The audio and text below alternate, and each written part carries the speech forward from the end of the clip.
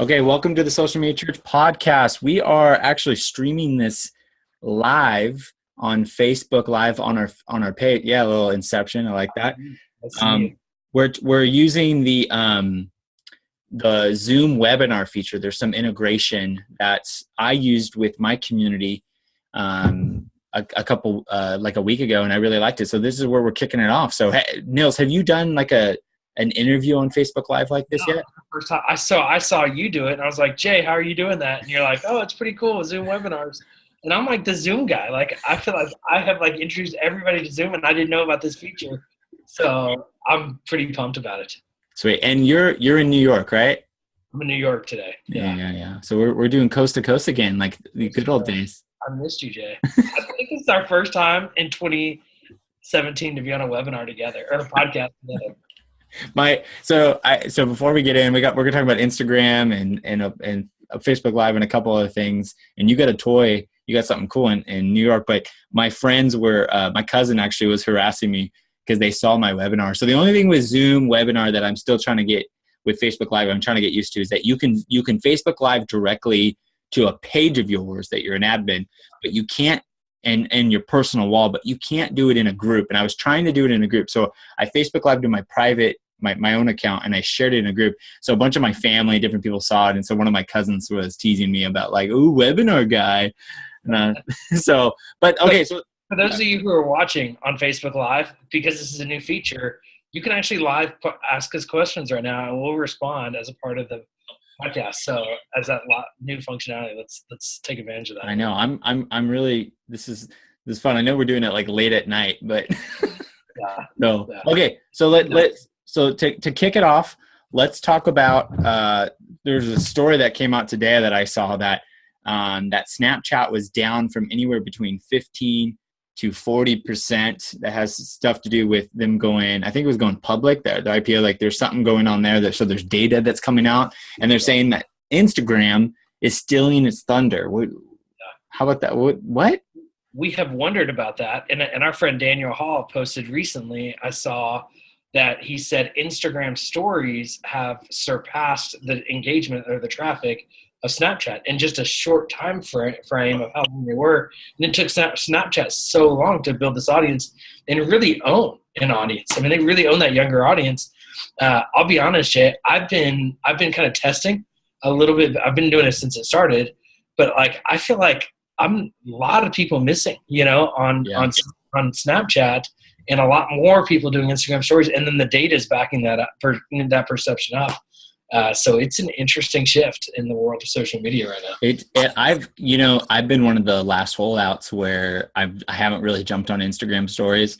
And definitely when I saw that, I felt like, I kind of felt like it was Monty Python, it's like, taking off an arm, they're still trying to fight, and it's so interesting how quick, like, it's just one thing is big and then the other thing becomes big. But it just shows, I think that's why, something we talk a lot about on this podcast is always be messing around with other things, especially new things. Doesn't mean you have to jump ship and go to that, but be aware of it, because you might turn the corner and all of a sudden, you don't want to be like the person still in MySpace, but was so anti-Facebook. You know what I mean? You don't want to be that person. So be somebody who's open to change. We're not saying change your theology, but we're saying change your methodology and experiment, mess around, create it. And just being aware of Instagram stories is just helpful. I would say too, for those people that felt like, or are feeling like, man, you guys told me we should be doing Snapchat, and now everybody's leaving Snapchat. Did I waste my time? Like, were you wasting my time doing that? And the reality of everyone who used Snapchat, even if Snapchat does continue to decline, and we don't know that it would, it's maybe right now with the competitive nature of it, but we learned how to use this kind of functionality in this different style that's helping us on Instagram stories. So it's not wasted in any way. Yeah. It's just learning a new way to use these new interesting mediums. Yeah. But yeah, it's all very interesting, and the trend will be really interesting to see. Snapchat had a chance to sell to Facebook, and they chose not to. How this all plays out, and then the other side is Twitter is kind of this continued unknown. Where is that going to go in the next year?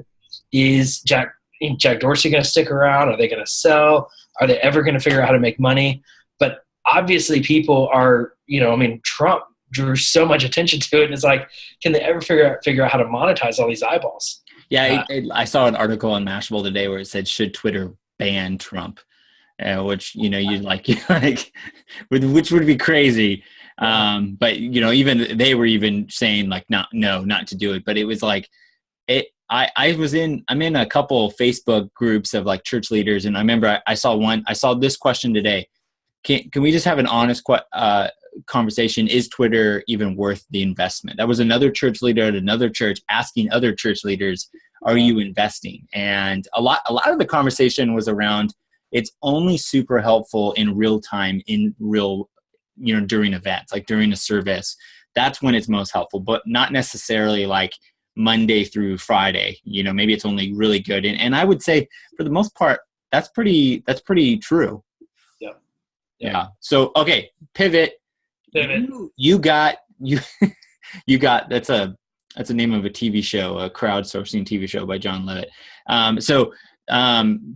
I have that stored in my brain. You got a new toy. My wife got a new toy that I bought today in New York. These are the new Snapchat spectacles. I've wanted these. Last time I was in New York, I tried to go get them. It was a ridiculous line. It was right before Christmas. And so I went to it's a really sweet spot right there on Fifth Avenue by the Apple Store. And I couldn't get them. I mean, they were sold out that day. You get wristbands, you wait in this long line. It was ridiculous. Today, I go up there about, had probably about 8:30, and I had dinner. I was having dinner down the street. And so I was like, oh, I'll see what the line's like, see if I can go grab a pair. I walk up, there's about 10 Snapchat employees that are just standing around doing nothing. And I'm like, is it closed already? Like, what's happening here? And I just walked in, and they're like, sir, we'll let you go to the front of the line. They kind of chuckled. There's nobody else in line. There are 2 vending machines. I will say it was the coolest experience. I was in a rush to go to dinner. I wish I could have paid more attention. They're like, oh, go ahead and try them on. And they had basically the Snapchat glasses on my face in the screen in front of me, and I could try on the different colors virtually. And so it was a really fun, unique experience from a vending machine standpoint. So I have not opened them. My wife will open them when I get back to Dallas. So this is her gift. We're actually going to Disneyland next week for the eChurch Summit. Yeah. She's just so excited about using these there. My wife is the Snapchat queen. She loves it. She thinks I'm dumb and I'm lame for being all over Instagram stories. I think she's going to be left behind on Snapchat. And so we will see who's right and who's wrong. And she also wanted the coral, I don't know, is this teal maybe, colored ones. And so I was kind of hoping to try them out a little bit. I will only be trying them out at home, not in public. And so, but I'm excited to play with them. So it'll be a fun new toy. That's sweet. That's a cool, it's interesting. It would have been a funny screen, like get a little pic of when that story came out and nobody's in the shop, kind of thing. Yeah. But I love it. Again, people that are I love seeing on Facebook Live. We got all these people joining us: Jason, Justin, Daniel Hall just joined. So I know when Daniel Hall joins because he always does the wow emoji on everything I post. That's his classic. That's his classic. Anyways, Daniel makes me happy. I just hear his name and I'm happier just knowing that he is somehow connected. So, which side note, I got to tell you that it is so interesting having church content and watching all the emotional reactions now that they have on Facebook. It definitely, it kind of seemed a little cartoonish at first, but I definitely find myself using those more, and it's more part of my response. I don't know. Do you like them? Do you like doing the wow and the sad? Or are you just the classic person or love? I would say I stick to 3. I do the love, or the sad. Yeah. Does that make sense? I don't go far outside of that, but I do like that those options are out there. And I think it adds a lot to the Facebook Live story as well. So, or just the experience. So it is fun. I think they still need to mature a little bit. Yeah. But yeah, it's fun. I don't know why all of Facebook's emojis kind of look like adult versions of Japanese anime. It just looks like they've matured a little. They kind of have this look. Even I remember their stickers and their messenger. I'm like, these look weird. It looks like I'm playing Yu-Gi-Oh! And I'm a middle school student. I don't know what in the world. Anyways. From a design standpoint, has always been 5 years behind. Like they have not ever been, like Snapchat is all about kind of pushing the limits, and they bought emoji and, you know, so many different aspects to Facebook always stays behind, but yet they still own the market. Maybe that's intentional. So one thing that I wanted to talk about with Facebook Live, actually, because I was actually just talking to a ministry about this. Daniel's blowing up he's the one engaging with us right now, which is so Chattanooga. So the one thing with Facebook Live, so churches are doing Facebook Live more and more. Obviously, they're broadcasting services. We've been trying to broadcast our service for the last couple of weeks, and we're kind of getting bogged down in rights and different thing of music, and we're pushing through some of that stuff. I know I've seen a lot of churches more and more do this, but my question is, so like I've been big, and I know a lot of, like you do this when you talk to ministries at Dunham and Company, is this idea of like having a kind of a narrative, a scheduling calendar of your social media posts. Now, my question is, I've seen ministries have like a Facebook Live event and then an hour later another post. Yep. I've always understood it and really recommend that Facebook's algorithm really hurts you if you post right after, because it's kind of like momentum. Once you post the second post, you kill the momentum. So my question is that true from your experience? And the second thing, how much of a gap do you think you need to have in between posts, and specifically a Facebook Live post and your next post? That's a good question. So our recommendation to clients is to leave a 3 to 5 hour gap after a really significant post. So to try to avoid posting again any kind of content within 3 to 5 hours of the most recent post. But that depends on how often you regularly post. Some ministries will post 10 times a day, so a 3 hour gap is huge. Some ministries post 2 to 3 times a day, just depending. Well, a 5 hour gap isn't that big a deal to them. But the minute you post again, or the second you post again, we see it just from an engagement standpoint, that there's a decline then of how many impressions that last post got, unless you're boosting it. Unless you're boosting. I think boost is when you kind of get more long tail engagement out of a post. But yeah, so 3 to 5 hours is what we have monitored. I would say because of the algorithm, we don't really know exactly how it works. It's kind of based on intuition and just trying to monitor it as closely as we can. But that's the recommendation we give to clients. No, I like that. I like that a lot. Now, so the last thing, and then we can digress on Facebook Live as much as we want. But TV app right now. So we've been rocking and rolling with TV app, .church, and there's so much rolling. And we just launched. So we just finished up a big part of what we've been working on for the last 6 to 10 months, really, is that now you can get Apple TV, Amazon Fire, Roku, and you can have real-time analytic data from Google Analytics on all 3 platforms. Yep. And so we've been killing it. Do you still want to work with me this next year is my question. Jay, seriously? Like I feel like we've told the story over and over again. It has been like our relationship has just been fun. To be honest, like us, I remember still meeting you many years ago in your office when we were just kind of both getting into the church online world. And then, like literally having dinner at your house with DJ and you saying, I'd love to do the podcast too. When he was like, I'm handing off the podcast to Nils, and it's like, sweet, let's do that together. And then a year ago, you're like, man, we were both like, man, we paid a lot of money for TV apps, and churches need this kind of technology. We've got to be able to do something. And we did something, but I would say we learned a lot of things. We learned this is hard, we couldn't have, it was worth the money we spent as churches on the TV apps we got. It's really hard work building a TV app. We've learned that. We also know that we built an unbelievable, and I say we have a team, who has built, but we've had to wrestle through concepts. We've had to wrestle through technology developments, what priorities to do. Yeah.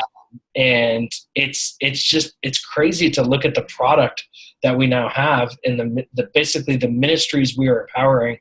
And Jay, we posted on our Facebook page, that video with Mountain Lake Church in Atlanta, they're giving Amazon Fire TV sticks to the prisons in the Georgia area, and they're having church in prison because of this technology. It's unbelievable what's possible in the ministry that's enabling. So it's such a blessing for me, and it's been so fun. But I think what's really exciting for us, and we also had our first Spanish app launch a month or so ago. We have apps being downloaded all over the world. We have ministries, large ministries, and small churches less than 100 that are using this technology, and large ministries, that are reaching millions using the technology. And we've made it. We wanted it to be affordable. We wanted it to be flexible. We wanted it to be powerful. You and I were just looking at all these different templates. Almost every TV app that we launched doesn't look like the other TV app. They can change it. If they don't like the way it looks today, they can change it tomorrow without a new app update. It's so exciting. I'm sorry I'm rambling. I kind of got on the soapbox. No. It's been such a ride, Jay. But I would say too, it's been fun for you and I, to even take basically this podcast is you and I having a conversation out loud and inviting other people to listen in on our conversation and invite others into the conversation. And then this conversation led to, we saw a need in the church that nobody else was meeting. And we did something about it. And I feel like we've done a dang good job, and we're seeing such great things. And we know that we're not done developing, that we have so many ideas for where this is going, but where it is right now, churches can do so much ministry through this, for small groups, to reach prisons, to reach community centers, to reach living rooms. It's endless, the possibilities, and it's affordable, powerful, and flexible. And what I got to say is that you guys, so go to tvapp.church. You can see more about what does it take to get up. Also, we have a link on there of that video that we're talking about, hearing that church share how they're leveraging is super powerful. But you can get on one TV app for just $75 a month, no startup. And I feel like I'd say that a lot, and people are like, what? I was talking to someone, they're like, there's no startup. And I'm like, no. Like, we are like trying to give this as much as we can. I mean, there's obviously cost in developing apps and hosting apps, but we are trying to just kill it, and we're trying to really help ministries get on these apps. So $75 a month if you just want to get on Apple TV, we have a really cool option, and there's some really cool stuff that you can do with it. It's a powerful, flexible system, like you were saying. So go to. I want to speak to, like, in my old role, just to give perspective to that. And I'm really a promise. We're not salespeople, but you and I don't remember how much you paid, but I paid $18,000 for our first TV app, and then it was $150 an hour for any changes I needed to make from a development perspective, and that's not expensive in this world. Does that make sense? For custom technology development, that's what you pay, and we got our money's worth out of that technology. But that's where I get so excited is we're talking about zero, so $18,000 to zero, and then that $250 a month for 3 platforms, or $75 a month for one. When I wanted a second platform, I paid another $15,000 for the second platform. Does that make sense? And the still development cost, it was not free setup. Anyways, I feel so great about what we're offering, and I just hope every church will take advantage of this, because we're built to scale, and I believe we can help any church of any size help reach millions. Well, so go to tvapp.church, check it out. Go jump on those devices and download our apps. We got some links in there. Check out Mountain Lake Church, great church, or the Social Media Church podcast app. We got it on all the platforms. So, guys, thanks so much for listening, watching this week. I know that this was our first experiment with Facebook Live, and I love seeing all the engagement, people jumping in. Next time we won't do it at like midnight Eastern time and 9 p.m. Pacific time. So for everything else, go to socialmedia.church to learn more about the show, and check out tvapp.church.